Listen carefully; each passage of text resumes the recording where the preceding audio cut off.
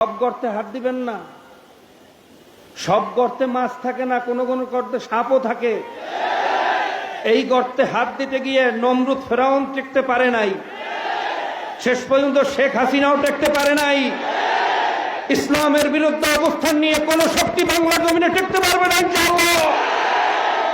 বৈষম্য বিরোধী অবস্থান সৃষ্টি করবেন।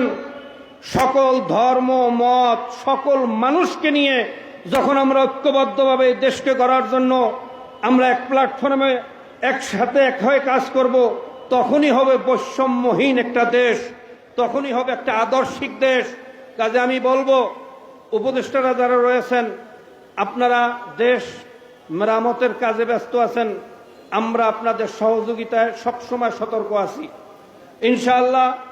যারা বর্তমানে দেশ গড়া অবস্থায় বিভিন্ন ফায়দা লোটার জন্য দখলদারি করতেছে, বিভিন্ন ধরনের বক্তব্য দিচ্ছে, আপনারা তাদের বক্তব্যে এবং ষড়যন্ত্রে বিব্রত হবেন না।